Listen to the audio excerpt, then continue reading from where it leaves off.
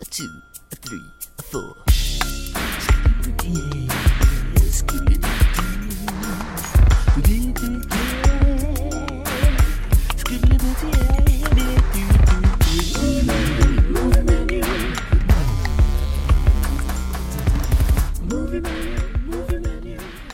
We are Movie Menu Reviews. Your mistress in the apocalypse. The zombie apocalypse, to be exact. On today's menu, we'll be reviewing Zombieland, Double Tap, and Maleficent, Mistress of Evil.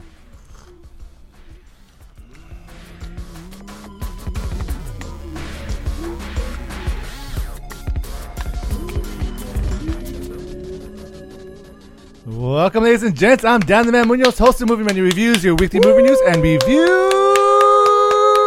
podcast. We are live on Facebook. If you are watching us on Facebook, we say thank you. We appreciate it. If you are listening to us on Apple Podcasts, Stitcher, SoundCloud, or wherever you listen to your podcast, thank you as well. We do appreciate it. We have a special episode today. We do. Because we have a special guest. We do. We have our resident Disney expert, Heather McLane. Yay! Thank you so much, Heather, for being here. Of course, anytime, guys. We'll hold you against that, or we'll hold that against you. I was talking in Yoda because of the Star Wars trailer. Also joining us today, who looks kind of like Yoda, is my co-host, Mike Stay!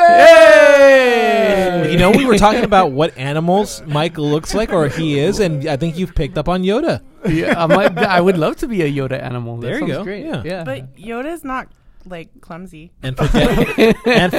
But he is forgetful. But he's really wise, so maybe also not. Yeah, that's. I was about to be like, oh, that's. Oh no, it's not. hey, you guys said it, not me. I'm Yoda. It's too late. It's too late. Someone who is more like the Emperor. Oh, thank you. Is senior panelist and co-Z. Does that just mean that I can't die? Apparently he can't die. It's in folklore legends. Yeah. So we have a lot to talk about today. We do. Because this past weekend we had the amazing experience of hosting our first annual Movie Menu Short Film Festival. Woo! That was hosted by Company of Angels. So we would like to say thank you, Company of Angels Theater. Go check them out at companyofangels.org and check out all their events and shows, upcoming shows, and donate and everything for them. But we had an amazing experience because we had 13 short films from guests that we've interviewed in our Movie Menu interview show. Yeah. We curated the films and we displayed it for the public and for the filmmakers, and it was just a great experience. Do you guys want to talk about? So all four of us went. How would you rate the film festival? Definitely give it a dine-in, guys.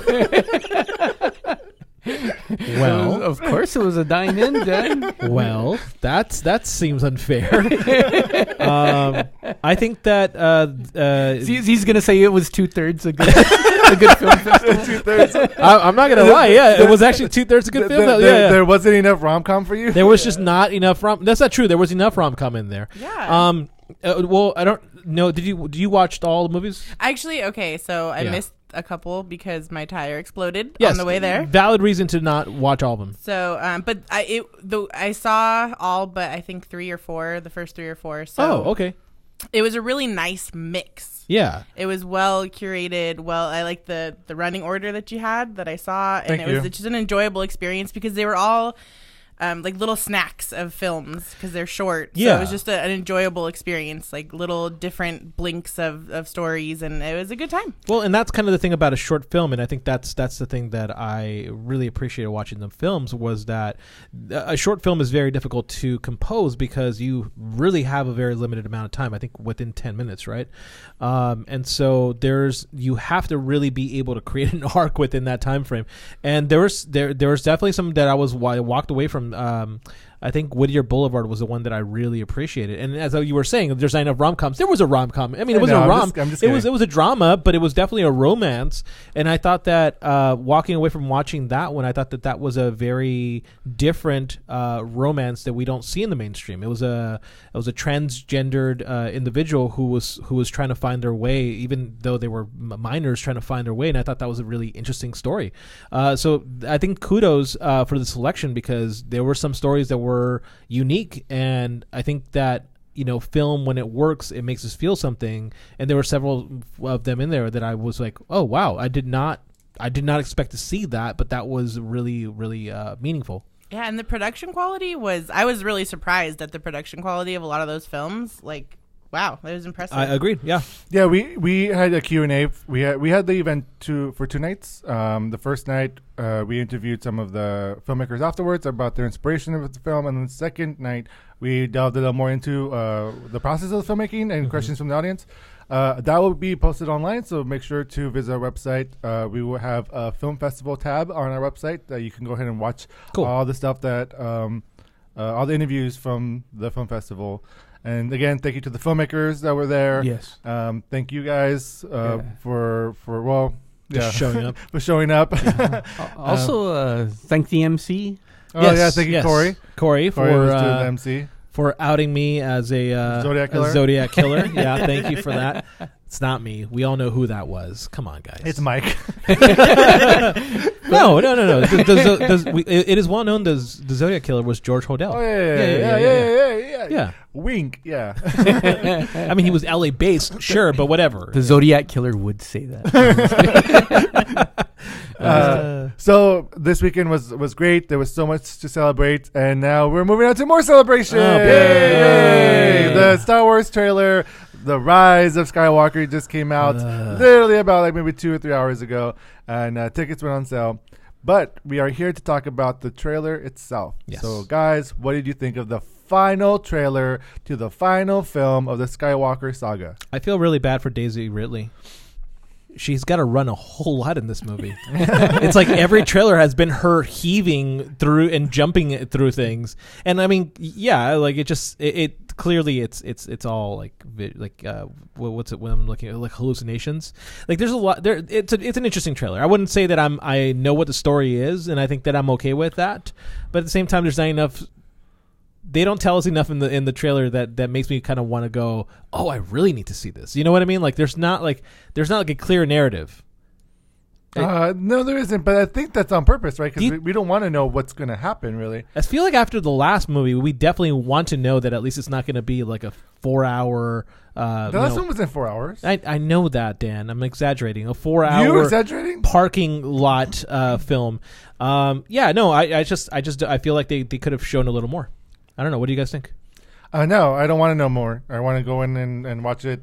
You wanted to see C-3PO commit suicide because that's kind of what we got to see in this. See what?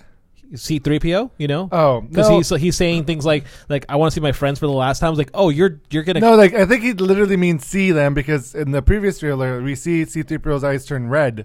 So I don't think. So he goes Sith. But do you think it's like a self-sacrificing? Maybe it looks like a moment where he's about to sacrifice himself for the good of the group. It does. Yeah, we'll see. Yeah. But really, the saga really follows C-3PO and R2-D2. So if one of them ends, then it really is the end of the saga. You need to see them die. I would. You know what, Dan? Now you've made me interested.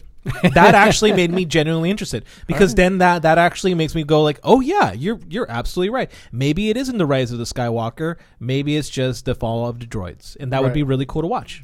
Well, I mean, they can yes, I agree. Anybody they want to now, and they have. I mean, Well, let's go into that. Do we think everyone will survive in this film? I hope not. I really hope not. Who? If you had to bet, who would you pick? One of the droids is going down, probably C-3PO. If not R2-D2. Oh my God, they can't. I know. They can't kill Arturito. You can't kill that guy. That's the Mexican version of R2-D2, by the way. I figured. With the sombrero and the mustache. Yeah. So I agree. Yeah, I think I don't know. I kind of feel like the easy ones that I can say for I feel like Poe's gonna die. No, see, that's the thing, though. I feel like they're going to really build that relationship between Poe and Rey.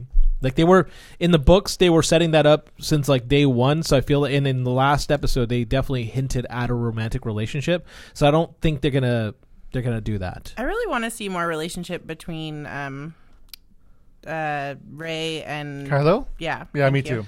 Right. There was not enough shirtless scenes in this trailer. Thank you for reading my mind, by the way. You're good at that. But And, exactly what I was going for. Wait, do you want Kylo? You're shipping Kylo and Rey? Is that what you're saying? Yeah. And then then last film they were kind of being shipped. So. It was a really weird shipping. It's though. not. No. It was the not. equivalent of your grandparents trying to hook you up with the wrong person. No, it's like they have a connection. They have a connection with the Force. That's like, That's not the basis of a relationship, though. But That's they almost like hooked up and went together, and they fought together. That fight scene was epic. That's You're my saying favorite scene in the movie. that fight scene was sexualized. You're saying that was like Yes. a moment of Well, they fight each other in this movie, and then we see like a silhouette of like them fighting Darth Vader's helmets or suit or whatever. okay. Are we talking about that? Okay, so yes, you get to see several shadows that hint at the past coming back to life, which I thought was really interesting, because you do see the shadow of the Emperor. You'll see that. You don't see the shadow. You see his side. You see the side, yeah. Not the shadow. You see the actual like the cloak, and it looks like he's. For me, I thought in Aliens, how Sigourney Weaver was in that machine thing. It seemed like the Emperor was also in one of those things, like moving forward to Rey. No, it didn't. Kind of did. No, it did not. Kind of did. No. That would be great to because see. he's he's like 13 feet tall, and she's like looking up at him. So, from what I remember, the Emperor Palpatine cannot Also, fly. where is the dark Rey? Did we not see that in the last trailer? We did. But Okay. I feel like all that stuff is BS. No. Well, yes, but no. It's all part of the Jedi training or the Skywalker training. Yeah. Where they have to face their fears and face the challenges. I can't remember exactly what it is, but it's like the Jedi Temple. Also, what's also cool, and I don't know if you guys ever watched Rebels, Of course. but it looked like the Ghost ship is in this as well. So I wonder if any of the characters from Rebels is going to come on. They'd That'd be be dead amazing. by this point. No, they would be dead. That's happened way in the past. No, it wouldn't. When is Rebels set? It's right. It's literally right before episode 4. Episode 4, yeah. But Ezra, that's like 30 years, and Ezra would still be alive. that's true. Ezra, you're right. And Sabine would still be alive. Yeah, So- assuming they survive. But yes, and you don't know the life of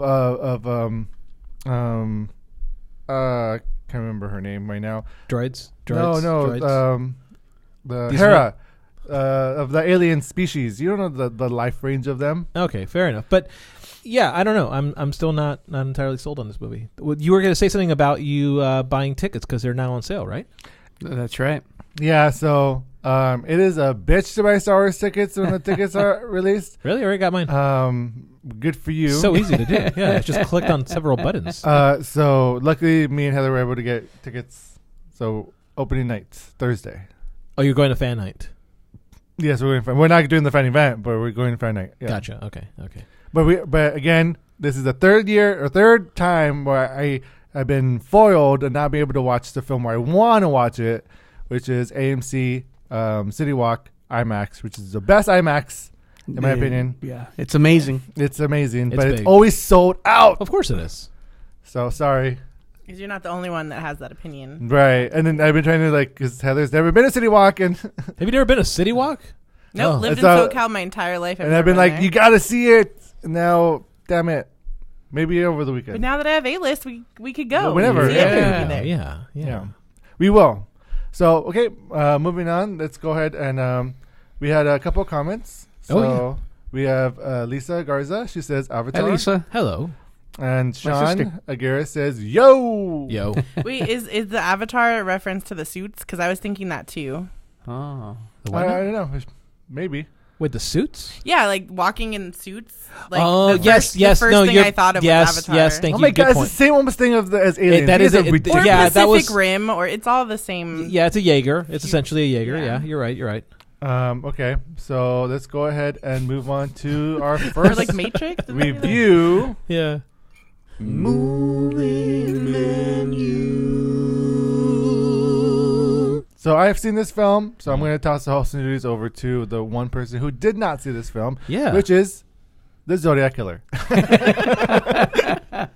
First of all, I'm not a doctor. That was whatever. Okay. All right. So Zombieland, double tap. It's not even got a 2 next to it. It's just Zombieland double tap. It is directed by Ruben Fleischer, written by Rhett Reese and Dave Callahan, starring Woody Harrelson, Jesse Eisenberg, Emma Stone, Abigail Breslin, Zoe Deutsch, and Rosario Dawson. Did I miss anybody else in that? Anybody?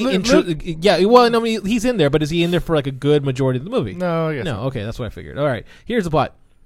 Columbus, Tallahassee, Wichita, and Little Rock move to the American heartland as they face off against evolved zombies. Follow survivors and the growing pains of the snarky makeshift family. So, depending on your spoiler-free review, now I will be deciding whether or not this movie is worth a dine-in, watch it in a theater, a takeout, watch it at home, or leftovers, watched Walking Dead instead. Okay. It's funny that you say that, actually. Yeah, it's funny that you say that. Okay, we'll go with that. Now, whoever wins, actually, Heather, just because you're the guest and we're not allowed to earn points, you will be the one to earn a point. If no matter what? If you are on the swaying vote. Oh, okay. There we go. All right. And those votes are imaginary. They don't actually exist, and they can earn you up to whatever Dan's wallet currently holds. 0. But you'll have... I was going to say. I beat you to it. Yeah. All right. So with that being said, I have not seen this movie, so please rate this film. Heather, as our guest, you go first. I'm going to give it a takeout. Oh, all right. Right on. Okay. All right. Cool. He's like proud of me. I am proud of you. I am very proud of you right now. Dan, what's your vote? Let's change it on the fly. No, I can see the takeout. Takeout is a good call, but I'm going to go with dine-in. Okay. I could see that too. Okay. I was on the fence. Gotcha. And Mike? I'm going to go with dine-in. Okay. All right. So it's my job to convince Z it is that your I am correct.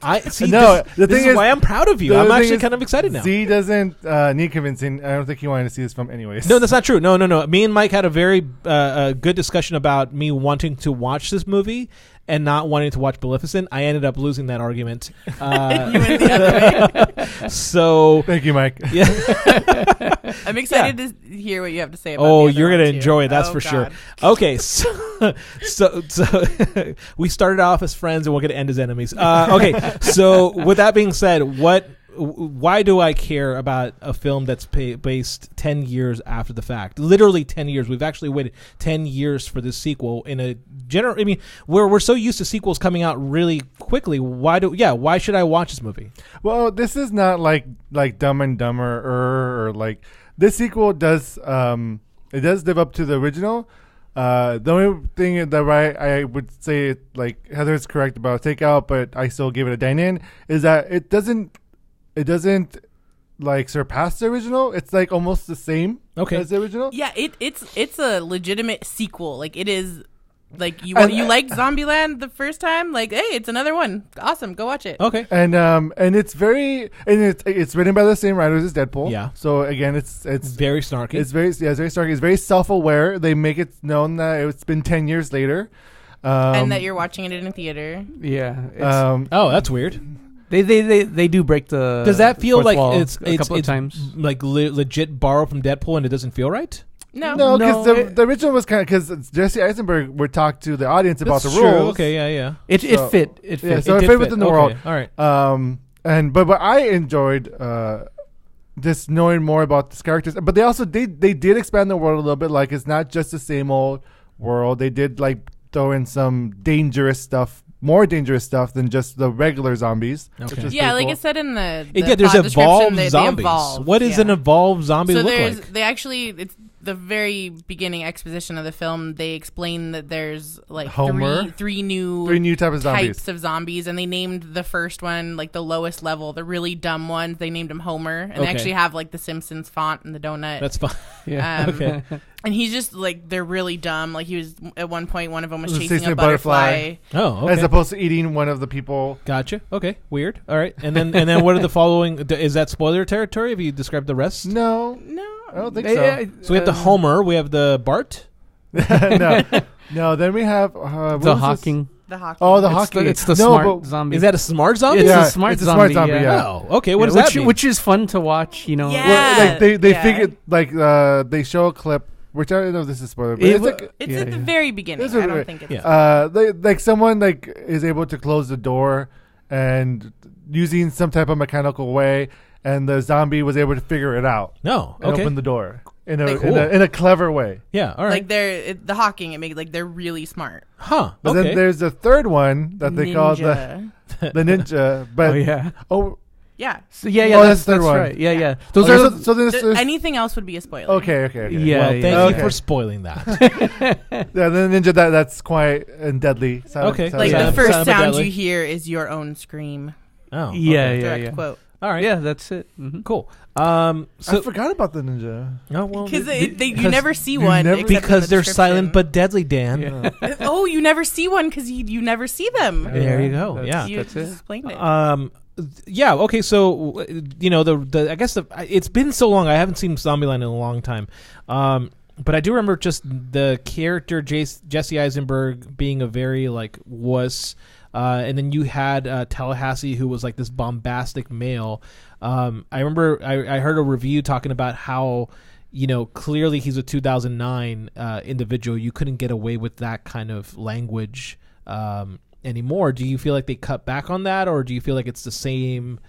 No, Woody Harrelson. I feel like it's still Woody Harrelson in this. Okay. movie. I don't feel like these characters really evolved at all. Yeah, I know. Okay. Like where they left off at the end of the first movie, like that's where they're at, and That's where you pick up from. kind of where they stay, honestly. Yeah, even though it's 10 years, do you feel like that's a gap? Like, do you feel like that's a clear misstep there? No, I mean it's very clear that they are a team and that they're very accustomed to working together. Like I would disagree with you though, because I feel like Abigail Breslin is the only one that's really changed, because when She got did an Oscar. No, She got a nomination. Yeah. Yeah, all of them are nominated, and Emma Stone is the winner. 'Cause she's older. But she was the little girl in the first movie, and now she's the teenager in this one, and she doesn't want to be treated like the little girl anymore. So I feel like she kind of had an evolution. Yeah, I mean, that's kind of obvious because it has been 10 years, and that's really the driving force of the plot is the fact that she has now aged and she doesn't want to be. Like, that's what sets the story in motion. Everyone treats her like she's the little girl still. Gotcha. And Tallahassee, like Woody Harrelson's character, has really taken on the dad role as much as he could in that sense. He's the overbearing father role. Father figure, yeah. Yeah. So, okay. And that's, it's like the annoyed teenager with the overbearing that wants to rebel. dad. Right. Yeah. In the apocalypse. So how did they do? I mean, these are it's been 10 years and they've all gotten their own nominations for the Oscars at this point. My expectation is that they're going to phone it in. So do you guys feel like they phoned it in a little bit? No, I mean, it's exactly the same performance as the first one. Okay. I mean, they're not. That's the irony of this is the fact that they have all these actors who were nominated for an Oscar, and then Emma Stone who won the Oscar to play these like characters that are exactly the same from the past the 10 years. So it's not like any of this is going to get them a nomination for anything. Yeah. But they're still fun. Like, I had a fun time watching the first one and getting to know these characters. And now that we see them as their relationships have grown, see that develop, as well as like some more mayhem, like Zoe Deutsch. I was about to ask. Yeah, we have Zoe Deutsch. Yeah, is a fun addition to this movie. Yes. Rosario Dawson is fucking awesome in this movie. I mean, she's always awesome. Yeah. There's like a great scene with Luke Wilson, and then the guy from Silicon Valley, which I don't really know his name, but yes, that was a great scene as well. Yeah, it's just more of what you see in the trailer, which is super fun when they're on the screen. Yeah, you need to watch the movie. It's super fun. There's a great exchange between the guy from Silicon Valley and Jesse Eisenberg. Yeah, and I know they looked exactly the same. Right, like they're doppelgangers, but that's a joke. But then when they start to interact with each other, it's hilarious. Yeah, it's probably one of my favorite scenes in the movie was that whole sequence of the doppelgangers. Okay, all right. So, Heather, why isn't this movie a dine-in for you? As fun as it is, and if you like I said, if you're into the type of movie that is Zombieland, you're gonna love. Like if you like the first one, you're gonna love the second one. Okay, it was just as good. It was really fun to watch, but I don't think it's necessary to go watch it in theaters. Okay. Like, sure, go watch it in theaters. It's because she had a bad time with the first one. I'm not bitter about it. You are bitter about it, and I'm going to tell the story why. Okay, Mike, why did you No, not? let's tell the skip story. right over that. I don't think I need to hear the story. Me and Heather, back in 2009. Heather, you get the point because I'm so tired. We're doing of the flashbacks. So back in 2009, we had tickets go to the premiere of Zombieland, the first one, and it was being done at the Chinese Theater in Hollywood. And we got there super early, and they had told us that we had to get dressed up. So I think you even wore heels for that. Oh, okay. And so we were there, and we were waiting for, I would say, at least 3 to 4 hours or something like that. I'd say 2 to 3 hours. 2 to 3. No, make it 3 to 4. No, so they exaggerated more than. So 5.5 hours. So about 8 hours. We were there. In heels, it felt like 8 hours. And for one of these things, you have to line up, and it's first come, first serve. And we weren't that far from the front. We were like, oh, good, we're gonna get in. This is pretty awesome. So the film started at 7:30.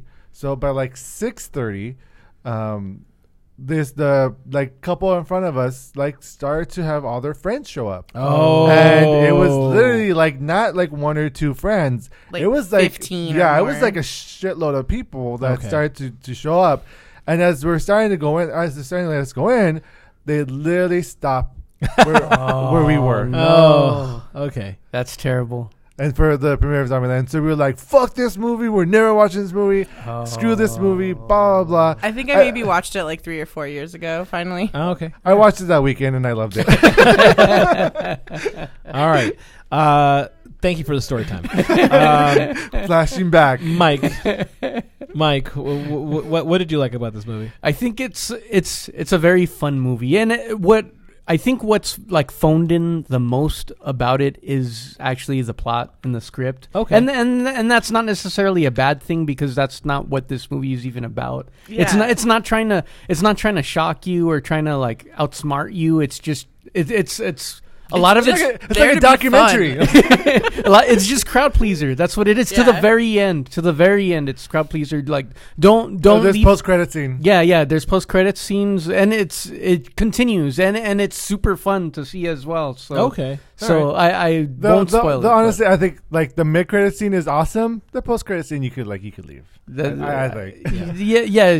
That's true. So you're saying this movie is more of it's just pandering to the fans. Exactly. Yeah. That's exactly what it is. It's super formulaic and predictable, but it's fun. But there was moments where I was like, oh, someone's gonna probably die. Did anybody die, Dan? I don't want to say. That's gonna be a no. But I was like, I got nervous a couple times. Okay, so nobody dies. Gotcha. People die. It's a zombie movie. How could people not die? Yeah, people die. People do die. Yeah. I mean, probably Berkeley's the one who dies because let's face it, he's the hippie, so that would make sense. That's funny you say that. Wait till you watch the film. Because he does, right? Is he the one who's causing all the smart zombies? Sure. It's secondhand marijuana smoke is causing these zombies. Brilliant. That is not true. I know. He does have a bunch. He does have a lot of weed. I don't know where he got it from. I mean, you just have to hit up a dispensary. Well, it's 2009 though. That wasn't legalized yet, so it would be really hard to. No, it's 2019 in this world. Yeah, but the chaos happened in 2009, so the laws didn't change in between. That society ends in 2009, and 2017 is around the time when it became legalized and you can actually buy. In California, it was legal in Denver sooner than that. Oh my gosh! Okay, moving on. Thank you, Heather. Thank you very much. All right. I mean, I don't really have much to ask because I just kind of feel like this movie, just by what you guys are saying, is just literally a crowd pleaser. Well, yeah. What do you have to say about this movie? The action is awesome in this film. It is. There's a lot of action in this movie. Yep. It's balanced with comedy and action, so it's a nice blend. It's nice to watch. Again, it's nothing like, oh my god, this movie's amazing, but it's a lot of fun. Can I ask? This is a serious question. Does it have that hang up moment where it realizes that it has to have a message, and then the movie slows down? No. Okay, good. Now I'm interested in watching this movie. Okay, great. There's no. There's not. There is one message. See, there it is. I guess, but it doesn't slow it down. No, it doesn't slow it down. Okay. It's a super cheesy message, but it doesn't slow it down. Okay. All right. Cool. Directing. How was it directing this? I mean, this is the same director as Venom. He's come back from his. It's great. It seems like we're entering this world that we've already known for a while. Okay. And so it's like a welcome back to this world. He literally says welcome back, like the first thing. Does. He's like, welcome back. Yeah, he like, says. Yeah, how you doing? The only thing I will say that did bother me of the film, but whatever, I guess because the first one, he didn't show his rules as much as he did in the first one. In this one, you're saying they used the rules less. They used the rules, but for a sequel, I would have thought that they would have doubled the rules that they would have used. I'm actually really glad they didn't. They actually return to the rules. So it's like they do like callbacks from the first film. So yeah, but you don't learn any new rules because there's like 83 rules. Right, we know cardio. We see the same 5 or 10 rules. Double tap. Yeah. We learned a couple new ones. But they're not really rules, but okay. I know it. Okay, yes. and without spoiling, and it kind of makes him think that he hasn't added to his rules. So it's like answering its own question. But I would have liked to have known more of the stuff. He does add more rules throughout the movie, and he was. But I won't spoil it. Okay, shut up, Mike. Yeah. Enjoy the little moments. That's one of his last. I think the 80-second rule from the last movie. Yeah. Okay. It's fun. It's a fun film, and there are a lot of fun scenes within this. This is a good crowd pleaser. Avoid you want to avoid real life. You can just go watch the movie. Yep. Yeah. Okay, I should have watched that then. Okay. Any spoiler alert early for his rating? Oh, there is much bitterness in my heart. You can call me the mistress of evil at this point. All right. Any final words? Any final thoughts about this movie? Is anybody commenting? No. Okay, well then there you go then. It is pretty late. That I can see. Okay, Mike, final words. Turn off the brain and so it doesn't get eaten by zombies, and then enjoy the film. All right. This is a fun ride. Everyone is. It's like a welcome back to the original. I say watch in theaters because currently right now, thanks to Mike letting me know that they have $5 barbecue chicken flatbreads at the theaters. $5. That's $10. $5. That's because you ordered 2. Yeah. So definitely worth going to. I had one when they went to go see it. So I definitely recommend to go to the movies and try that. All right. Heather, final thoughts. I like that rating. It's like dine and take out leftovers or $5 buffalo pizza. Go watch the movie and enjoy a meal. That's right up our alley. Yeah, that's our alley right there. They're actually pretty good. Whoa, right. Be careful because the barbecue sauce does stain. Oh, okay. I had to wear that bib. But I had the triple cheese flatbread. That was delicious too. But that cost $6.98. So don't get that one. Obviously.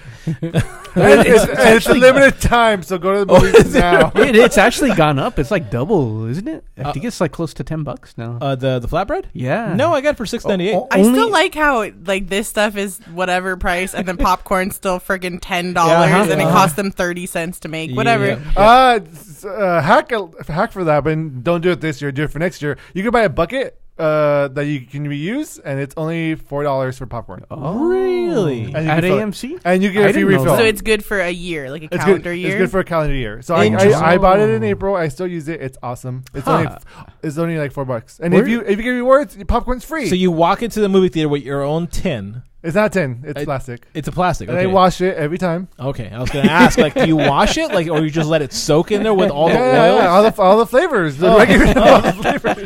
By the end, you have a year worth of flavor. Butter 10 stuck years to the bottom. Yeah.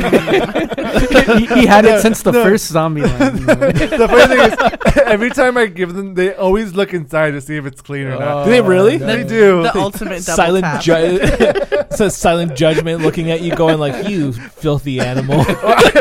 I feel like they would say no if it was dirty. Oh, all right, That's great. One can only We are hope. not sponsored by AMC, by the way. So Where can you buy this? This was the longest tangent ever. You AMC. guys. I've allowed it because I just don't want to get to the next review. Heather, your final thoughts.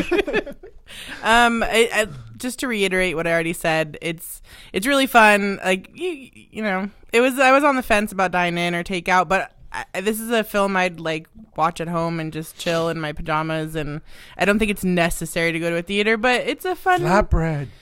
if you're gonna get flatbread, you have to go see it at dine in. Otherwise, just pajamas. All right. I have my verdict. I have my verdict. It's also a great double feature, obviously, if you do this watch was it at my home. time talking. Dan needs to shut up right now. I'm the host right now. Stop talking, please. Let me finish. Do I need to? So it'd be great to watch it at home. I'm vying for your. It's great to watch it at home. I already have a verdict, but okay. With the first one, like a double feature. Yes, that's what I was throwing at. Couldn't I just watch the first one at home and then watch the second one in the theater? But it wouldn't be the same. It's two different formats. Yeah, you just watch them both at home. He was helping us. Oh, I see. Well, the only time we're gonna agree today. That's fair. But I'm gonna say this movie is a dine in, watch it in theaters. What? You lose. Okay. Yeah, you needed to let me finish. I was about to give my verdict here. Yeah, I kind of want to go watch this now. It just seems ridiculous. I'm not gonna learn anything from it, but that's sometimes okay. It is. Yeah, and you'll learn to love. And as I said previously, I needed after watching Maleficent, Mistress of Evil. So, with that being said, Dan, take the hosting duties back. All right, let's move on to the next review. Thank you. Movie menu. So the movie we're reviewing is Maleficent, Mistress of Evil, directed by Joachim Ronin, written by Micah Fitzerman Blue and Noah Harpster, starring Angelina Jolie, Elle Fanning, Harris Dickinson, and Michelle Pfeiffer. Here's the plot. Maleficent and her goddaughter Aurora begin to question the complex family ties that bind them as they are pulled in different directions by impeding nuptials, unexpected allies, and dark new forces at play. Alright guys, I have not seen this film, so depending on your spoiler-free review, I would decide this movie is worth a dine and watch in theaters, take out, wait and watch it at home, or leftovers. Go ahead and curse ourselves to have to watch this movie or all bad movies. All bad Disney movies? All bad Disney movies forever.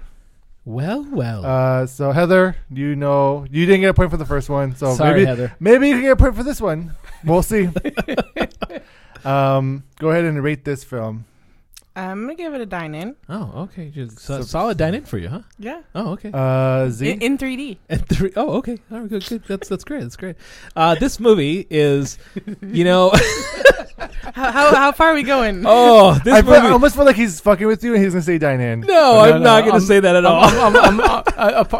I enjoy how much Z hates this film. So I'm excited about this. Let me set this up. So Heather messages us saying it's a great movie. This is amazing. We should review it. And then Mike goes and watches it, and then he messages me going, "Oh, you should watch it. I think I would love to hear your opinion on it." To which I was thinking, this might actually be a good movie. Oh my goodness, it's going to be a great movie. And so I take the fiance to go watch it, and I look over to her, and I'm like, "Are you enjoying this?" And she's like, "No." And then I'm like, "Oh, good. I'm not just, why the hell did Mike make me watch this movie?" So one, fuck you, Mike, for making me do that. Because he wasn't going to make me watch it. I haven't seen the first one yet. And don't worry, you don't need it, because his movie is garbage regardless. This movie is a leftovers. You do not want to watch this movie unless you're a 4-year-old and have a brain the size of like a pea. Then okay, then you can enjoy this movie. But this movie is absolutely, you know what this movie is? It is a PG version of Game of Thrones, but the worst parts of the season. And I say that intentionally because there's literally a red wedding moment in this movie, and I couldn't understand why they put that in there. So this movie is a leftovers. Don't watch it at all. Save yourself. Seriously, like what was going on with this movie? All right, move on. Thank you. Sorry, Mike. It was actually a dine-in for me. It was, yeah. Well, I enjoyed it. I loved Z's like setup to my dine-in. Yeah. How did you enjoy this, Mike? Was the bar lowered so badly for you in some capacity? Let me take the hosting duties over. Sorry, go ahead. So as someone who hasn't seen the first or second one, I'm sorry. Go ahead. How does this expand the lore of Sleeping Beauty? What in the hell? None of it makes sense. None of it. Stop. Okay, It totally expands. Really? Really? Yes. What is Maleficent? What is she in the lore? I think that would be spoilers. It's a dragon. She's a dragon. That's Maleficent 1. That's exactly what Maleficent is. This movie rewrites all of that.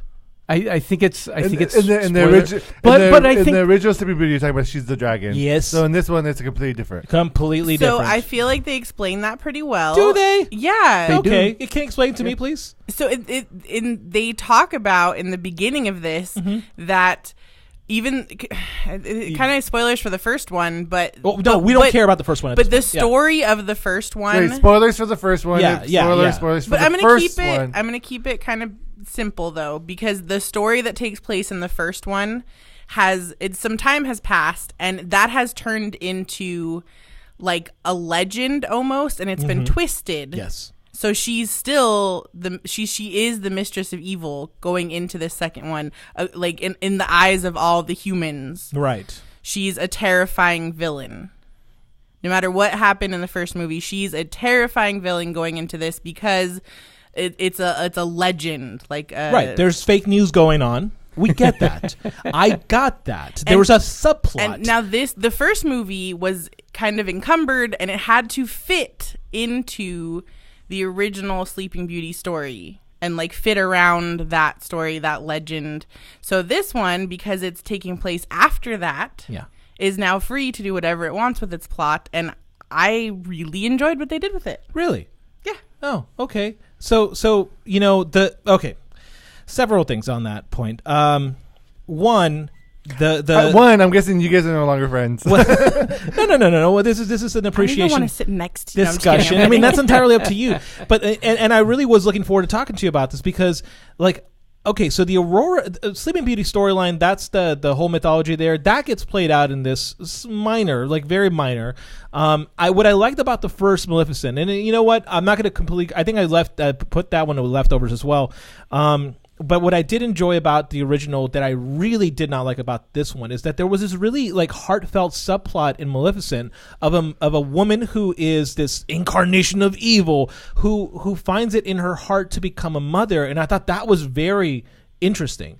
This movie, however, has Maleficent flip-flopping between I'm a good guy, I'm a bad guy, I'm a good guy, I'm a bad guy, and it just really feels so unearned. And there's so many moments in this movie where, and it's all in the trailer, that's the other part that was really infuriating. I don't know if you found this infuriating, but I knew what the plot was because of the trailer, and the trailer showed way too much. And I knew, like, she's gonna go. Okay, the other guy's gonna pick her up. Great, we saw that. And then even the explanation of the lore behind the Dark Fae, which I don't think that's not a plot spoiler, was entirely lame and done so like there was like boats of exposition being dropped on you that entire sequence, and I was like, I am bored. However, the one thing that I did enjoy about this movie was that the pacing was really nice. And that is about it. I do have a question. Okay. So we are introduced to new characters as well in this film. We're introduced to Michelle Pfeiffer's character. Okay, yes. And we're introduced to Chiwetel Ejiofor's character. He's barely in it. But we're introduced to the new character, right? Sure, yeah. How do they help tell the story as well? Are they utilized well or not? Yes. They're vital to the plot. Yes. Yeah, I would say Pfeiffer is. Pfeiffer was probably the best part of this movie because you clearly can tell that she was having fun on set because she was hamming it up hard. Like I thought, like I was like, okay, like is this intentional 80s bad Michelle Pfeiffer from Batman? Well, she's part of the Disney family because she's the original Wasp. Yeah, sure. No, but she did a great job. Though, she reminded me of Catwoman because she was really campy, like meow, like that kind of style of like really like campy Batman 2. I don't know if you guys remember. Like this is the second Batman Returns. Movie. Batman Returns. Yeah, she was really like that character, and so like the best Batman movie. Well, definitely the best Catwoman. Yeah. Well. Yeah. No, she was a really I like good. Anne Hathaway. Okay, really? Yeah, okay, fair enough. She was great. Yeah, she was pretty good. But yeah, she was very campy and she was very over the top. Like accent was wavering all over the shop. It was really great. Honestly, like she was fantastic. I thought she did a really good job of playing that role. And if I were to ask you, what do you think her character is? Would you be able to tell from the trailer? I'm assuming she's Prince Philip's mother. Yeah, but do you know like is she gonna be chaotic evil, chaotic good, chaotic neutral? What are we talking about here? Yeah, chaotic evil. Yeah, exactly. And that's what you get. You literally get exactly what you paid for. But There's no surprise. Also, what I've heard from like other reviews is that this movie they take it a little further in the sense like it's a little more darker. There's a little more yes, it's a little like even scarier moments. Yeah, I was gonna say I would not take my 4-year-old to see this movie. You know, that's a part where I was like, oh, this is what Mike wanted me to watch. Great, because they started murdering people, and I was like, oh, I'm really excited now because like now we're turning a leaf. Now we're really switching things out. You know, the monster being the human, and you're like, oh, this is gonna be good. And then they don't do much with it because they cop out at every possible chance they can get. I just don't agree because I feel like the stakes were pretty high throughout the film. Like I was genuinely anxious for characters, and I was feeling anxiety for the plot and for the characters. Me I was too, invested. but that's out of frustration. No, but genuine, like I was really invested in the characters and what was happening, and like upset at some points because, like the Game of Thrones reference that you made, the Red Wedding. I care about the characters and I don't want anything to happen, and they were killing people, and I think they did a good job. I was invested, and then I got my happy ending. Well, hold on, but You see know, like the Disney? problem with that Red Wedding moment was that the actress Leslie Manville, I believe that's who no that's wrong. Jen Murray. That entire sequence, there's a sequence where she's playing a piano, and it's done so like, if you want me to feel dread, which is what I wanted in that moment, then don't overcamp it. And she sells it too damn hard. And I honestly was like, okay, you've lost my investment. This feels really dragged on. And yeah, that's what I mean. Like there was You moments think because it was placating to like teenagers and stuff like that that they wanted to like overdo it? I think they were like dancing on this line because it's a PG film. Yeah. And I think but to me, I don't think like it didn't affect me in the same negative way as it affected Z. I think like to me let me talk for no, this. go ahead. Yeah. To me, it felt like I felt it had the same effect for me as it did for Heather, where I was genuinely worried about these characters, but they're still like your typical it's your typical Disney fairy like PG characters in real danger, and I enjoyed it. I thought it was like it was darker, but it didn't. I don't think it like. It wasn't like grossly dark. Yeah, but it does like there is death in this film, and it is. I felt like there isn't.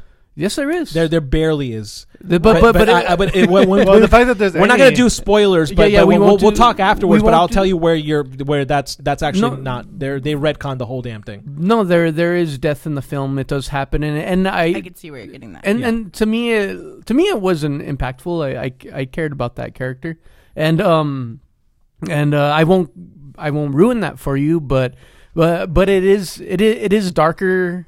I did enjoy it more than the first. I enjoyed it more than the first as well.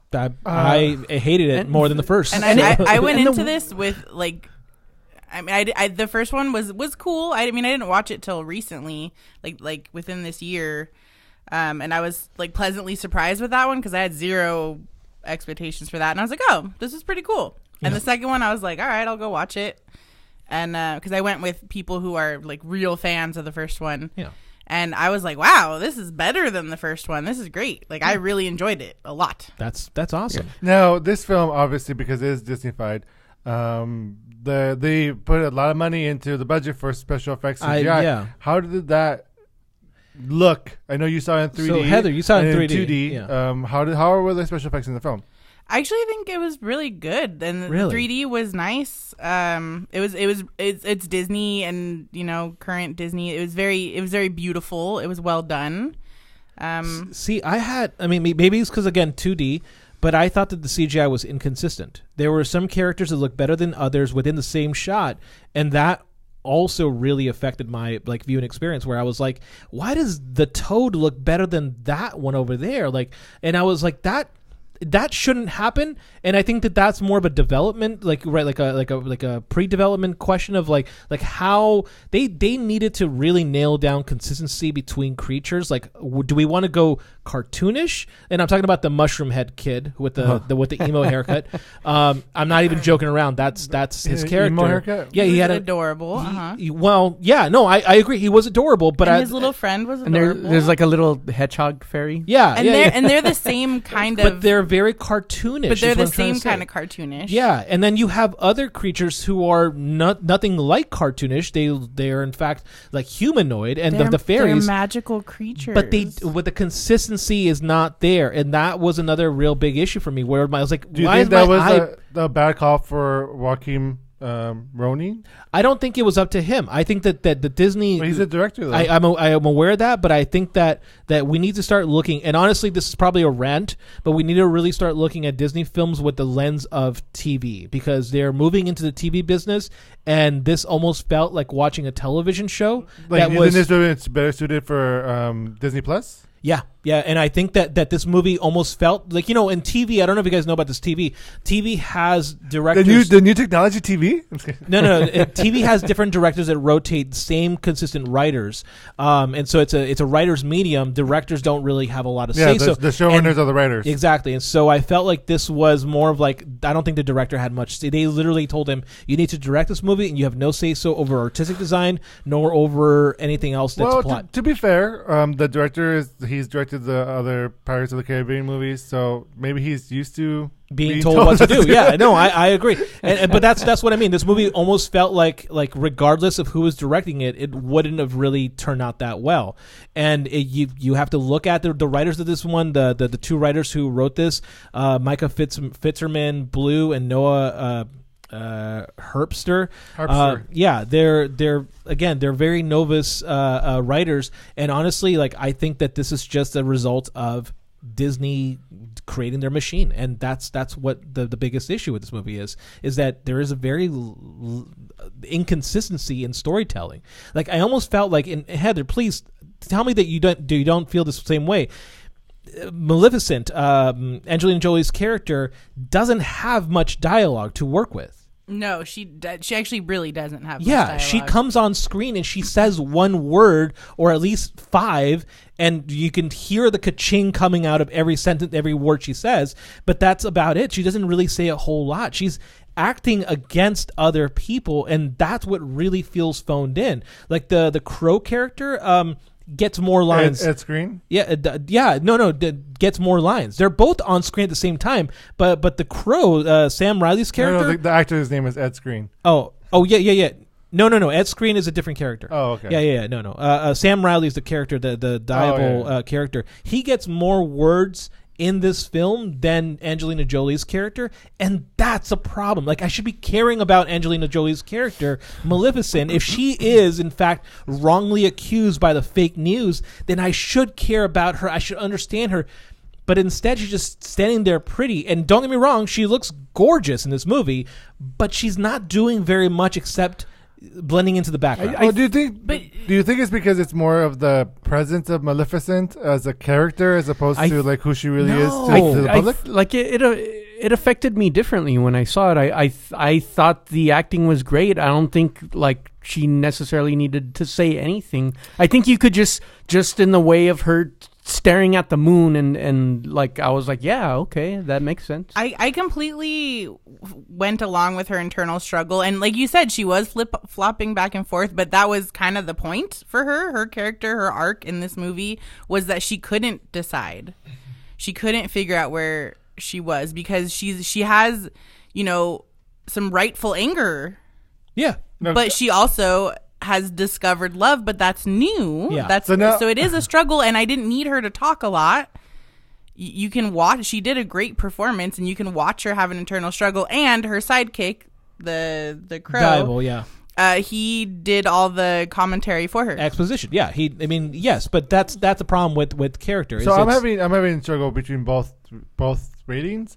So really, give me your punch. The final point. Final punch. Yeah, not so much final, but really punch like draw me into your rating, because I guess like Maleficent, I'm teetering back and forth because I'm not sure which one to go with. Yeah. But really, like, also answer me this question on top of that. is she really the Mistress of Evil in this movie? No, of course not, because Disney can't do that. I think there was a Mistress of Evil. Oh, there clearly was, but you can't. Again, the problem with this movie is, and that was another thing with the title, is that this movie just felt like it was trying to draw us in to make us want to see her as the evil character, but it can't make up its damn mind over what it wants to do. No, because the actual villain in the film has gone really to great lengths to make her look like the bad guy, to make Maleficent look like the bad guy. I mean, I'm to assuming look like the Mistress. Yes, we're talking about Michelle Pfeiffer's character. There's no spot. Yeah. Yes. She and it was good crafting on her part. It was a well thought out plan. Yes, because everybody, it was well done. Because everyone in the kingdom is dim, including Philip. That's another part that we haven't even talked about, is that Philip, the character Aurora, it has Aurora too. Yeah, they're really dim. Like they're not really like. I mean, again, that's the Disney princes are all dim. No, they are not. Well, except for Belle, but no, I said princes. Oh, princes. Oh, okay. Sorry. Yes. Yeah. but okay. But see, there's a moment in which you can really develop another character, but they don't do it. They just waste its time, and it's like yeah. That's all he does on screen, and it's like, okay, you have the baddie, the other mistress. I don't know. I'm just saying. Okay, so you're asking for final points. This movie is inconsistent. It flip-flops. It jumps all over the place. It doesn't know what kind of movie it wants to be. Does it want to be a dark movie? Does it want to be a light movie? Does it want to be a heartfelt movie? And it doesn't settle on its own. So when you get to the final point of the movie, I honestly sighed in relief that the movie was over. And if you want that, great. Enjoy that movie. But honestly, this movie is I think inconsistent in its audience. It doesn't know who it wants to sell to. It teeters between teenagers and children, and because of that, this movie is a mess. And that's it. So if you want to see a mess of a movie, maybe you know what, you can enjoy the movie by drinking. I wish I was drunk the entire time, and honestly, it could be a good drinking game because there's so many campy lines, there's so many weird shit going on in this movie that if you want to enjoy a movie that's just simply inconsistent, this is your cup of tea. Heather? So to completely contradict that, of course, yeah, go ahead. I think that the entire concept of both films is nice because everyone loves a villain. Everyone loves villains. Agreed. Magneto's awesome. This is not Magneto. So it was a fun, like the first film and this film are fun takes on looking at the characters from a different perspective. And like you said, the pacing was well done. Mm-hmm. I genuinely cared about the characters. It was beautiful. So it was fun watching it on a big screen, and it was fun watching it in 3D. And I had an enjoyable experience watching. I felt worried for the characters, and then I was with it till the end. And the ending made me feel, so I really think it was an enjoyable experience to watch in theaters, and I would recommend watching the first one and then going and seeing this in theaters.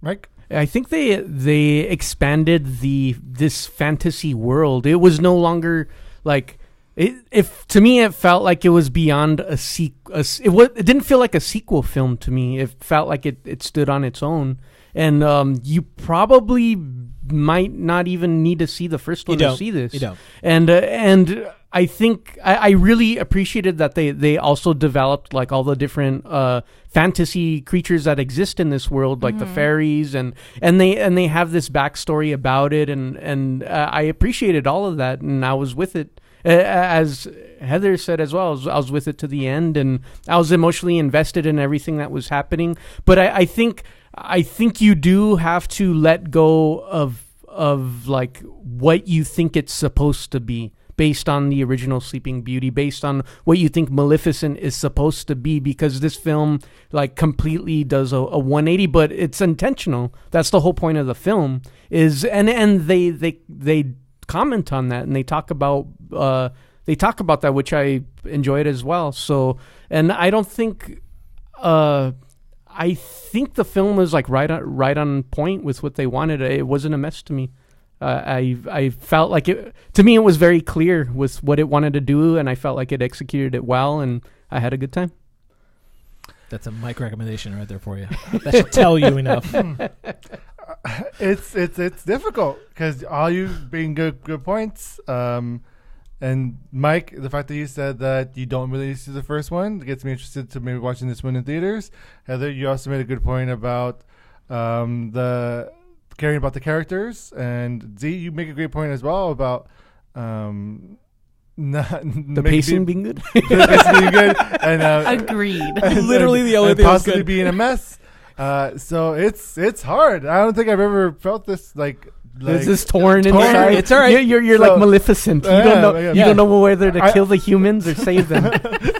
So I think- Danificent. I think I'm gonna go with takeout. Do the takeout, man. Oh, Take okay. it. Nobody gets points. Yeah, Great. it's so I don't All know. right. Like you guys have made really good I points. really want to But- watch you watch this movie because I think that would be way more fun than this movie.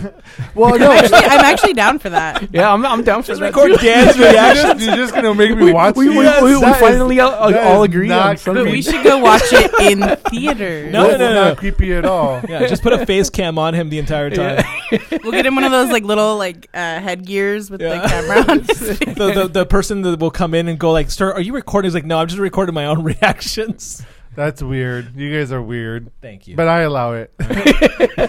All right. Thank you so much. So we will go ahead and give Zombieland a dine-in and Maleficent a takeouts. But leaning more towards the dine-in than the leftovers. if that helps you guys at all. no. Not you. I'm No. talking about them. Okay. Sure. Thank you so much, Heather, for being on the show. We're always happy to have you here. Thanks for having me. Do you want to go ahead and promote anything on our podcast? Actually, yeah. So my theater class with my kids, my students, there's ages 8 to 16. I have a 16-year-old now. Ooh. He's 16 Nice. and like 6'2". Elias? Yeah. Oh. Anyway, so we're doing a fun little Halloween show. We're basically doing like campfire stories. Like literally, we're all gonna sit in a campfire, and the kids are gonna tell short, spooky stories. Scared of the dark. Indoors, though. Indoors, yeah, with a faux No, campfire. don't say it. Let them go and enjoy. Anyway, so it's coming up actually this weekend. So the 26th and 27th at Belvedere Park in the social hall at 6 p.m. It's going to be less than an hour and kind of fun and Kind of fun. It's going to be a lot of fun.